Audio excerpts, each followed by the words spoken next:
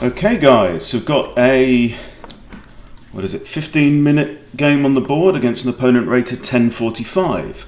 So we've got e4, e5, and now knight to f3. So the purpose of this move is it's attacking the undefended pawn, so I'm going to defend the pawn with development. And we're going to try and use the checklist. Okay, we've got the Italian game on the board. So why did my opponent make that move? Well, he's developing a bishop, getting ready to castle kingside, and he's also attacking f7, which is currently defended by the king only. So I'm not going to be fancy and try and go for the Traxler. So the idea is that the knight might want to come in here. Right now the knight can't go there because my queen's guarding that square, so I'm okay. So I think what I'm going to do is continue development. Now if I move my knight to here, the queen is no longer looking at that square because the knight's in the way, so then the knight could come in. So I think what I'm going to do now is let's play the knight there anyway, because there are a couple of ways around this. You might be going for the fried liver attack, but good to develop, get knights out. And now actually I also have d5. It's defended by the queen and the knight, so it's playable now. So why did my opponent make that move? Well, he's getting his king safe, all makes sense. What just changed? Not an awful lot. Is my king safe? Well, I need to get my king safe, so let's play a normal developing move. We'll go symmetrical and play my bishop out to c5. So that's now in line with the king, and this pawn is pinned. Now, I haven't yet decided whether I'm going to castle kingside, which I can do immediately, or whether I want to complete development and maybe castle queenside and attack down the kingside. Still got options. Right, that's a funny move. See, moving the c-pawn doesn't allow this bishop to come out into the board, and it also takes an important square away from the queen's knight. So it's undefended these two squares, and it's now protecting these two squares. So maybe he's wanting to stop my knight from coming in, for example. But it does seem a little quiet. I notice that this pawn is undefended. So maybe we should just grab the pawn.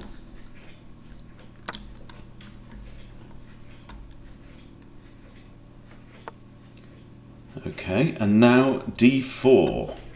Interesting. So I've got 1, 2, 3 pieces attacking there, and it has 1, 2, 3 defenders.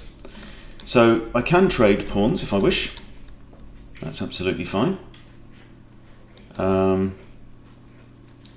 attackers, 3 defenders. I'm not going to gain by capturing. However, let's say if I retreat my bishop, pawn captures. He's got 2 attackers on this pawn, right? And I only have 1 defender in the form of my knight. So I'm going to take once. Now, why did my opponent play that move? Pinning the knight.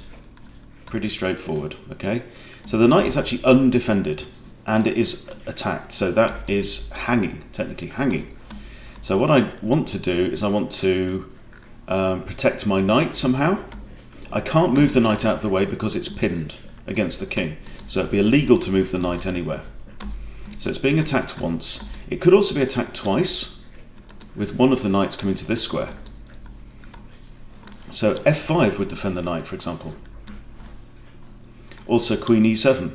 But there's a slight risk of putting your queen in line with the king, so here I'm going to play f5. Notice that I can't castle now, after the f-pawn has moved. I can't castle kingside as things stand because I would be moving into check, which is not allowed. But now, if one of these knights wants to come and capture my knight, that's okay. Okay, so we have pawn takes. This pawn is defended twice. So if I capture, I basically lose a piece for a pawn. So I've got a couple of options. My bishop is under attack. It's defended only by the knight, but it isn't defended because the knight is still actually pinned. So now I can move either here or anywhere back here in theory, or I can go there and counterattack the rook. The rook will probably want to stay on the e-file and maintain the pin. So I'm thinking, let's just drop the bishop back here for now. Breaks the pin on the knight. My opponent's playing pretty well, although they are a pawn behind. Still can't castle that way. So I'm going to be wanting to probably play d5, attack this bishop, get ready for my bishop and my queen to come out into the board. Okay, so he's preempted that. He's playing pretty well here. So now my knight is under attack. Can't go there because his knight is guarding that square. Can't go here, here, here. I can go here and attack the bishop. Or I can go here and not really attack anything. So let's... Now if I attack the bishop, what's my opponent going to do? Probably just move his bishop. Okay. But I can always play like c6 and queen defends the knight. So what's he going to do now? Knight in. Okay, so that is actually defending the bishop, but what if I kick the knight away? He can go here, king takes, then pawn pushes with a check. So I don't have to take there. So let's say I go here, knight comes here, I attack the knight again, and there's no defender of the bishop, so I'm going to attack the knight with d6. If he comes here, I just take the pawn. If he comes here... Oh, that's attacking the queen, so I would actually have to capture. Oh no, because now the pawn can't move, see? Pawn can't move forward, so there is no discovered check by the bishop. So here, I just win the knight with the king. And then the bishop is undefended. Okay. Interesting. So if I move my knight here, we've got queen f7 checkmate. So g6 looks kind of forced. Then if knight takes, I've got, for example, knight to here. So let's play g6 and attack the queen. I'm expecting knight takes g6. Then I might just play my knight back and attack the queen one more time. So the knight would be attacking my rook, but I will be attacking white's queen. Very interesting game. Okay, now I can't capture the knight here because queen takes rook, okay? But I can counterattack. Now if I do this, we've got maybe queen takes there. No, that's okay, it's guarded by the bishop. Good play by my opponent, okay? But now I'm attacking two pieces. I'm attacking the queen and I'm attacking the bishop. So pretty good attack all in all. Now this knight could move with a discovered check, but then I just capture the attacking piece. Okay, so now surely white's got to lose some material. The queen is defending the bishop, but if I capture the bishop, queen recaptures, I win the knight, and I'm up a piece. There's no risk of this, because queen takes, I guess then maybe rook takes. That's interesting. So white actually has 3 attackers on this bishop right now, and only 2 defenders. Alright, that's a very interesting move. Okay, so now my first instinct is to bring my knight back here, which breaks the line of sight of the queen and rook. So now this knight is actually hanging, and he can't go there or there or there because my bishop can't go there. He's going to have to capture the bishop, I think, is the only reasonable move here. Just checking whether I've moved my king yet. No, I haven't moved my king, so if knight takes bishop, I'll recapture with the queen. Move the queen, then idea of castling. Okay, I don't really get that move, because now I've got queen takes knight. Just wins a piece. He should have done a desperado and captured the bishop on his way out. Alright, now I want to get ready to castle, so haven't completed development. Are there any immediate risks? Okay, we've got bishop takes that, no problem, queen recaptures. Is this knight coming in here? Can't go there because pawn takes. So if I move my bishop to d7 now, it takes away this square from the knight potentially. Which is what I think he wants to do. I'm quite well defended. These pawns need to be defended, but if I castle, the king will be defending those. So I think the 15-minute game is probably a bit too quick to talk through the whole checklist. Okay, interesting. So he's attacking this piece, right? But I can move knight to g6 and defend the queen, which I think is simply an obvious move, right? So now if queen takes queen, knight takes queen.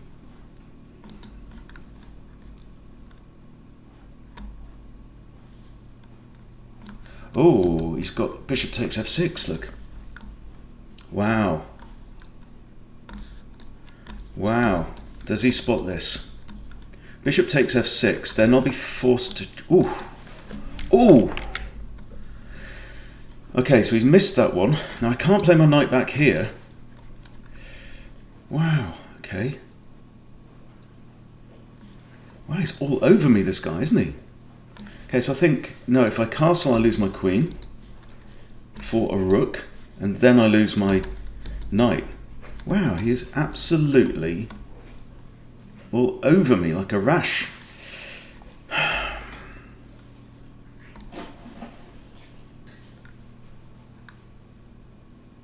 Right, how can I save my queen? Knight here, pawn takes, and my knight runs away. Pawn takes, even pawn takes, then rook takes, but then my queen captures the rook, so that's okay. So that saves the queen, right? I think it's got to be played.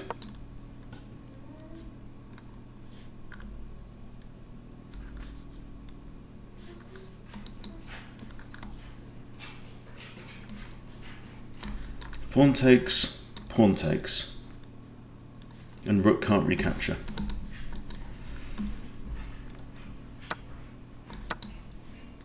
This is hanging.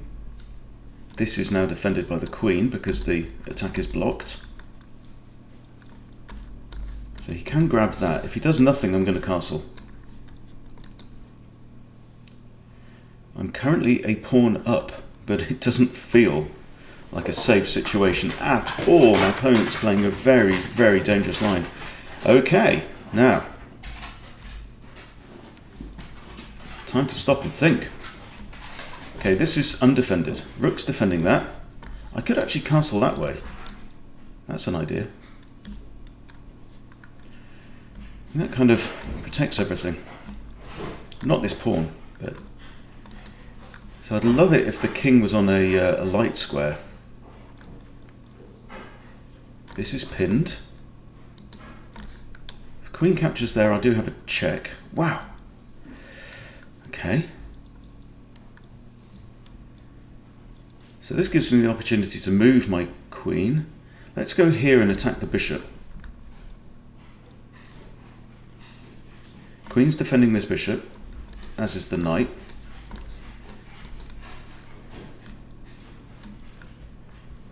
So if he takes a pawn now, I simply grab the bishop. So that's not possible. If he takes the bishop, knight takes.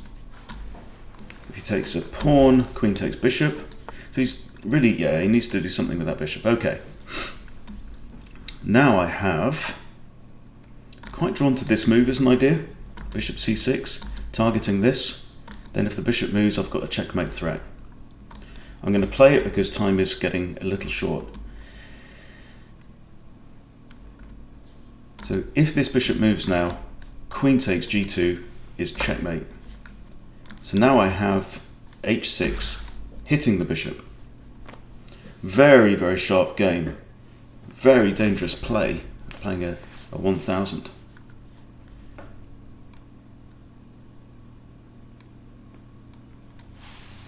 So this is apparently the Albin Gambit. Not to be confused with the Albin Counter Gambit, which you play like against the Queen's Gambit, I think. Alright, so he's just grabbed a pawn, but now I'm just going to attack the bishop. And the bishop can't defend this pawn. So, oh wow, wow, wow, wow, wow! This is great stuff. Now if I go here, I'm still attacking the bishop. Or I block with the rook, then rook takes, queen takes, maybe even queen takes, king takes. I think I prefer this. Still attacking the bishop, threatening to capture the bishop, capture the pawn, and checkmate here. This is one aggressive 1000 player. Also got knight here with a potential fork, but it's guarded by that knight right now.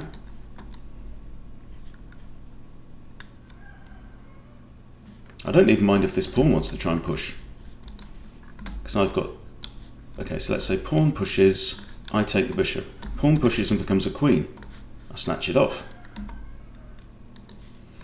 Then I'm threatening to capture this pawn and deliver checkmate. Super, super sharp. And this is a 1-15 game for me. I lose 15 points if I lose this one. Okay, my opponent's got 8 minutes still on the clock from his 15-minute game. Wow. And he's actually up a pawn right now.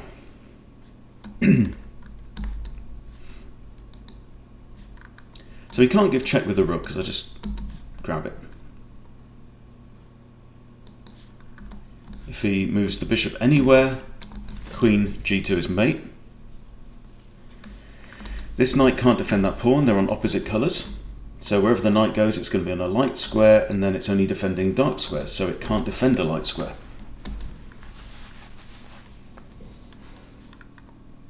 How do you get out of this then? 1, 2, mate.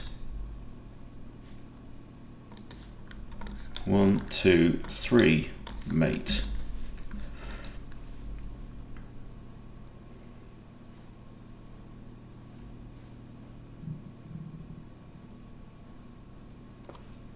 So did I play the Albin Gambit or did my opponent play it?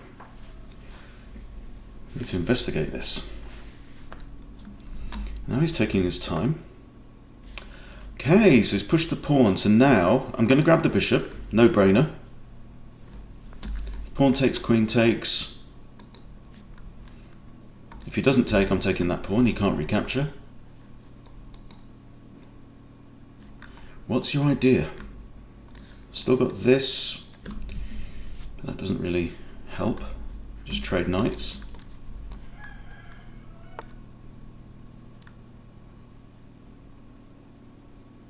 Yeah, I'm not sure about that move. So now I take the pawn. Let's say he takes that. I've got check. King has to move. Alright, he can't recapture, and I'm threatening. Queen takes there. King has to go in the corner. Okay, no, that would be checkmate. Because the corner is guarded by the bishop, right? So queen takes, g3 is mate. So he's got to do something. Maybe drop his rook back. Maybe push this pawn so that the queen defends that. But even so, that would be an interesting move.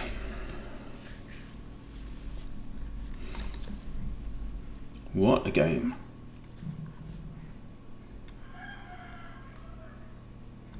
Pawn can't capture. But the threat is this.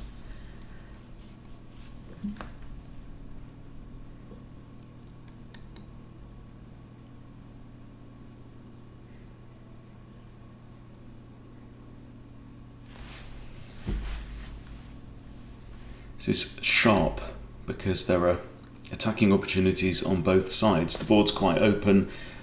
Pieces are pretty mobile. This queen doesn't actually have that many safe squares. Also, can't go on the back rank, can't go here, and can't go there. The only safe square for the queen is actually a5. Okay, interesting, interesting. So now, I mean, the obvious move is that, but we don't want to make a snap move. All right. So what's the sharpest line here? Pawn takes. If knight takes, queen takes. Pawn takes. I also have this now that the knight's moved away from the defensive d5. So that's like what just changed? The knight moved from here to here, right? Every time a piece moves, which is every turn, you have to say, okay, well, what's different? Okay, so now these squares are no longer defended by the knight that was there. Okay, now he's defending squares of a different colour. So I do have this threat, which would simply win material, I think.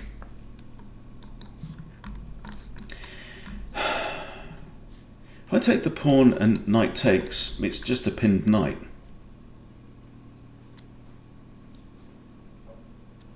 Then I can play this anyway, right?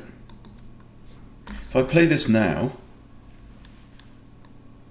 I'll probably win the rook, but then knight takes rook, pawn takes, and I'm going to have to move out of the way. I'm going to grab the pawn now.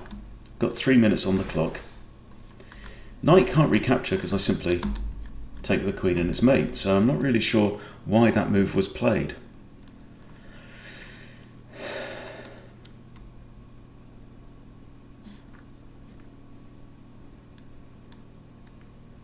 I know that if I attack the queen here, the queen has to go to this square. That's good to know.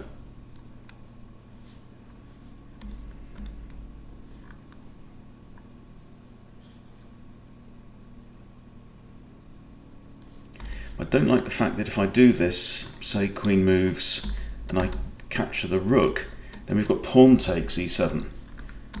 And then my rook's under attack, so I'll have to move my rook, losing a turn. Okay, so we've grabbed a pawn.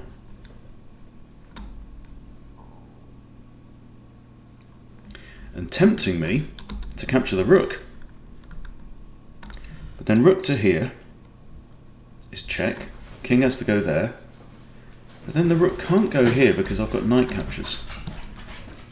So let's think this through. I take the rook. He plays this. I go there.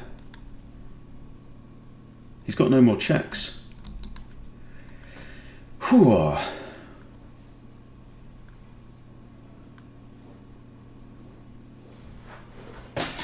think I can take the rook. I think I can. The only check is this. King h8, and then he's out of checks. Right, let's go and do it. And I'm threatening mate in 2 here as well. There, king in the corner, queen there is checkmate. Oh, king can't even go in the corner, so that's threatening mate in 1. Remember this bishop doing a great job guarding that corner square. So he's got 1 check, and then king h8, and that's it. Now what have you got? You can't go there because knight and queen are defending that. And I am still threatening mate in 1. He's got to play a forcing move, but he's only got that 1 check and it's no good.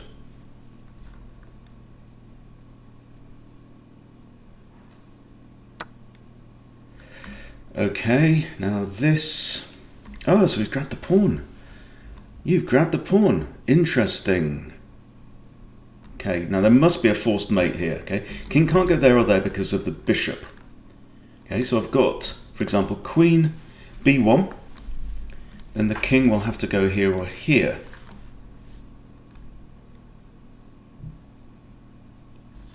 Okay, I'm going to play that move just because time is ticking, got a minute and a half, okay? So he's got this and this. Now, if he goes h2, I've got queen h1, checkmate. So he's got to go here, but then I've got this. Discovered check by the rook and wins the queen. All right. However, I've also got this, but he's got here. So I'm going to play this and grab the queen anyway. We should be able to force mate. That doesn't work. Hang on. Oh, he's in check anyway. So you can't go there, there.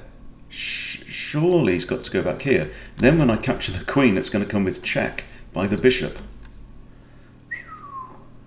It's so sharp you could cut yourself.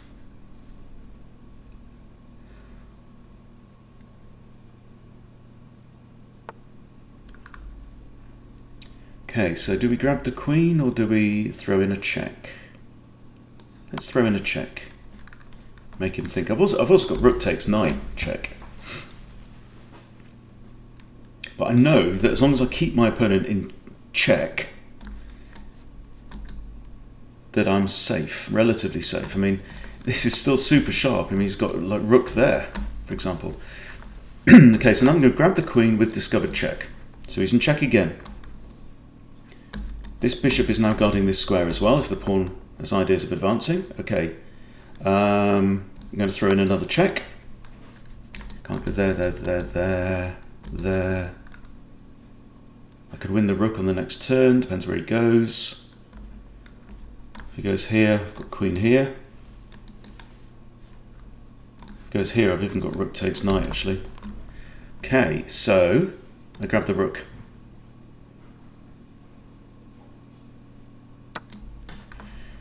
Okay, I also have rook e8, check. The knight is a goner, pretty much. He's not in check now, at least. Okay, so, wow, what a game! So let's check out this Albin Gambit, right? So, the Italian game. Okay, 2 knights defense. Castles, that. This is the Albin Gambit. Okay, so he's giving up this pawn. Then he pushes d4.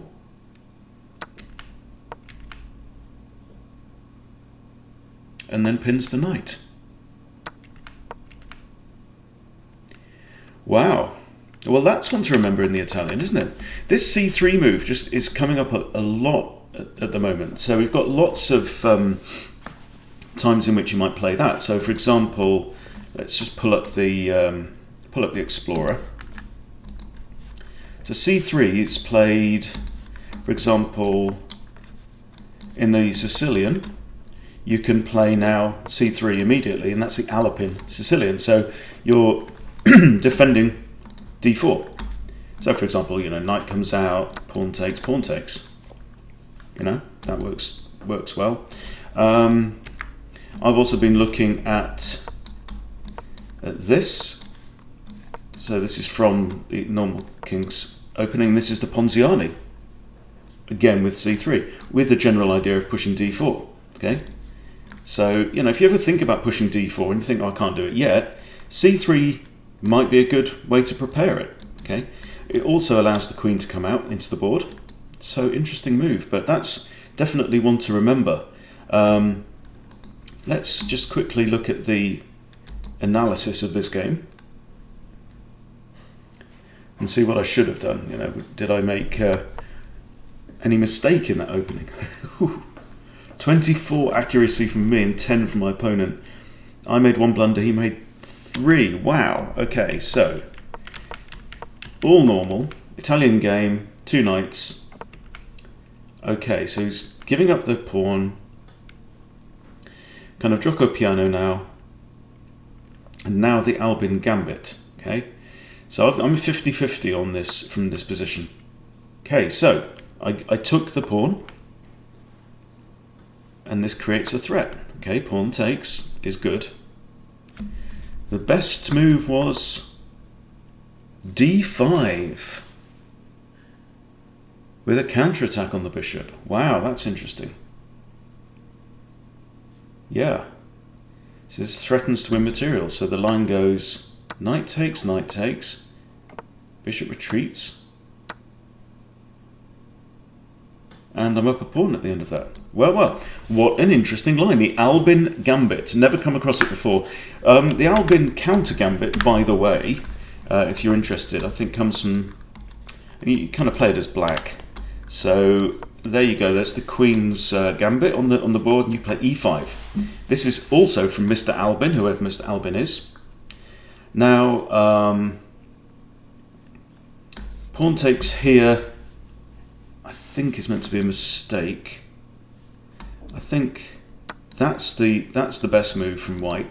Then you play this, and there is this very famous trap in this line, which involves,